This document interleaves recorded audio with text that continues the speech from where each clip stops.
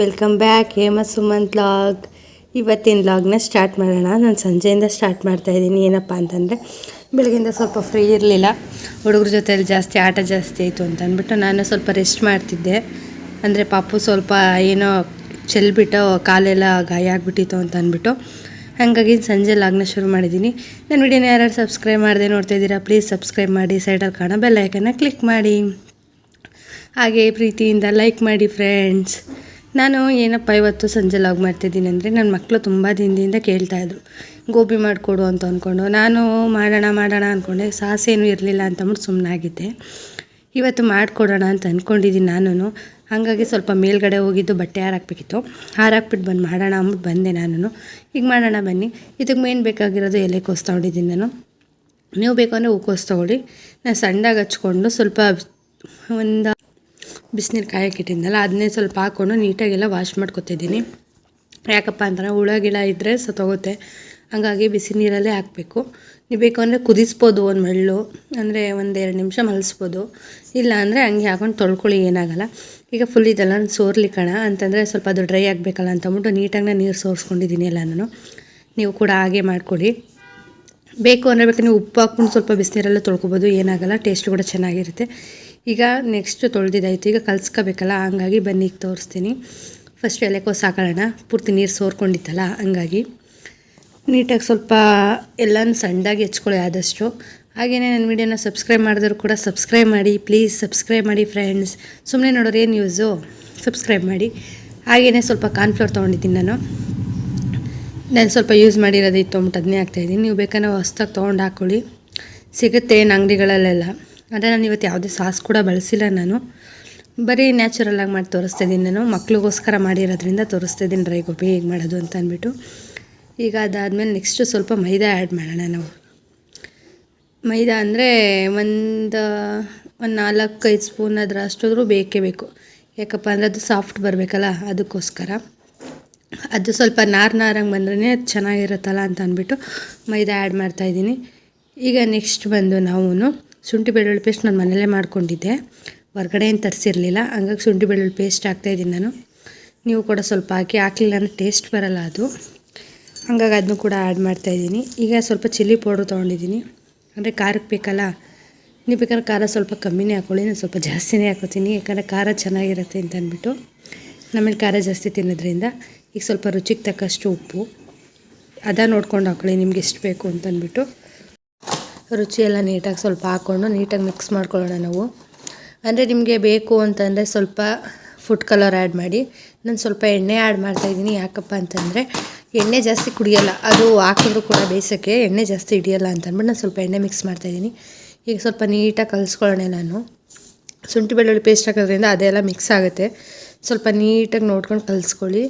ಇಲ್ಲಾಂದರೆ ಅದು ಸ್ವಲ್ಪ ಏನು ಎಲೆಕೋಸು ಸ್ವಲ್ಪ ಎಲ್ಲ ಬಿಡಿ ಆಗಬೇಕು, ಇಲ್ಲಾಂದರೆ ಅದು ದಪ್ಪಕ್ಕೆ ಅದು ಸ್ವಲ್ಪ ಬೇಯಲ್ಲ. ಸ್ವಲ್ಪ ಹಂಗೇ ಅಮ್ಕಿ, ಏನಾಗಲ್ಲ, ಅಮ್ಮಕ್ಬಿಟ್ಟೆ ಹಾಕಿ ನೀಟಾಗೆಲ್ಲ ಮಿಕ್ಸ್ ಮಾಡ್ಕೊಳ್ಳೋಣ ನಾವೀಗ. ನಾನು ಸ್ವಲ್ಪ ಕಮ್ಮಿ ಹಾಕಿದ್ನಲ್ಲ ಕಾರ್ನ್ಫ್ಲೋರ್, ಹಾಗೇ ಇನ್ನು ಸ್ವಲ್ಪ ಆ್ಯಡ್ ಮಾಡಿದ್ದೀನಿ ನಾನು. ಯಾಕಂದರೆ ಅದು ಸ್ವಲ್ಪ ತರಿ ಬರ್ತಿತ್ತು, ಹಂಗಾಗಿ ಬೇಡ ಅಂತ ಅಂದ್ಬಿಟ್ಟು ಸಾಫ್ಟಾಗಿ ಬರಬೇಕಲ್ಲ ಅಂದ್ಬಿಟ್ಟು ಇನ್ನು ಸ್ವಲ್ಪ ಹಾಕಿದ್ದೀನಿ. ನೀವು ಕೂಡ ಇದೆ ಅದ್ರಲ್ಲಿ ಕಲಸಿ.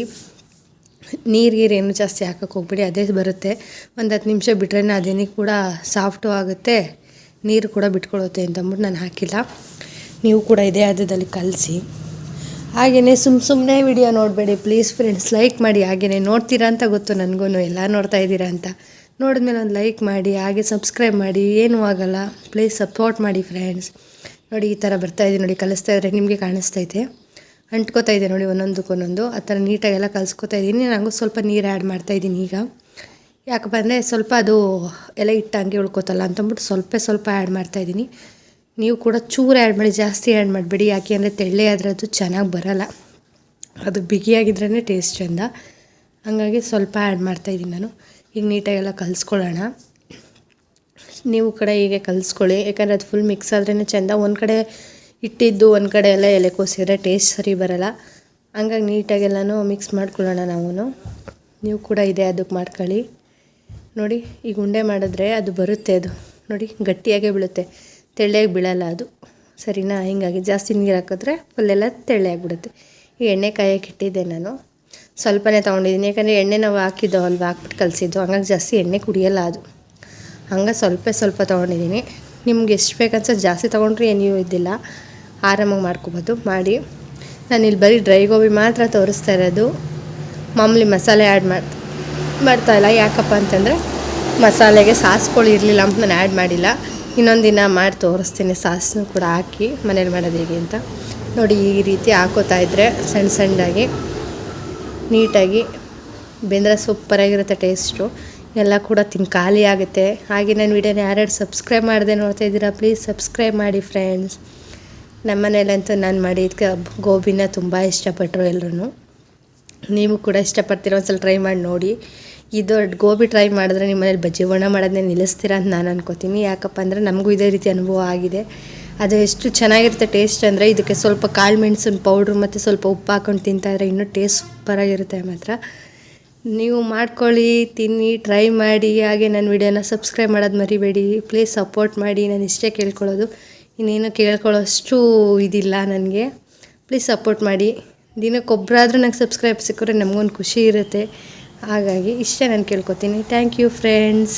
ಪ್ರೀತಿಯಿಂದ ನನ್ನ ವಿಡಿಯೋ ನೋಡಿ, ಎಲ್ಲರೂ ಸಪೋರ್ಟ್ ಮಾಡಿ. Thank you. ನೋಡಿ, ನೀಟಾಗಿ ಎಲ್ಲ ಬೇಯ್ತಾ ಇದೆ. ಅದು ಸ್ವಲ್ಪ ಗರಂ ಅಂದರೆ ಟೇಸ್ಟ್ ಚೆನ್ನಾಗಿರುತ್ತೆ. ನಾನು ಸ್ವಲ್ಪ ಜಾಸ್ತಿನೇ ಬೇಯಿಸ್ತಾ ಇದ್ದೀನಿ. ನಿಮಗೆ ಬೇಕಾದಂಗೆ ತೊಗೊಳ್ಳಿ. ಏನೋ ನಿಮ್ಮಲ್ಲಿ ಸಾಫ್ಟಾಗಿ ತಿಂತಾರಾ, ಇಲ್ಲ ಈ ಥರ ನನಗೆ ಗರಂ ಅಂತ ಇಷ್ಟಪಡ್ತಾರಾ, ಅದು ನನಗೆ ಗೊತ್ತಿಲ್ಲ. ಹಂಗಾಗಿ ನೋಡ್ಬಿಟ್ಟು ಹಾಕ್ಕೊಳ್ಳಿ ಅಂತ ಹೇಳ್ತೀನಿ ನಾನು. ಈಗ ಸ್ವಲ್ಪ ನೀಟಾಗಿ ಬೇಯಿಸ್ತಾ ಇದ್ದೀನಿ ನಾನು. ನಮ್ಮಲ್ಲಿ ಗರಂ ತಿಂತಾರಲ್ಲ ಅಂತ ಅಂದ್ಬಿಟ್ಟು ಸ್ವಲ್ಪ ಅದು ಬ್ಲ್ಯಾಕ್ ಕಲರ್ ಬರಲಿ ಅಂತ ನಾನು ಕಾಯ್ತಿದ್ದೆ. ಅಂದರೆ ಗೋಲ್ಡ್ ಕಲರ್ ಬಂತು ನೋಡಿ, ಚೆನ್ನಾಗಿ ಬೆಂದಿದೆ ಅದು. ಹಂಗಾಗಿ ನೋಡಿ, ಎಣ್ಣೆನೂ ಕೂಡ ಬಿಡ್ತಾ ಇದೆ, ಅದೇನೆ ಬೇಯ್ತಾ ಇರೋದ್ರಿಂದ. ನೀವು ಅದೇ ರೀತಿ ಮಾಡ್ಕೊಳ್ಳಿ. ಹಾಗೇ ಪ್ರೀತಿಯಿಂದ ಎಲ್ಲರೂ ಸಬ್ಸ್ಕ್ರೈಬ್ ಮಾಡಿ. Thank you.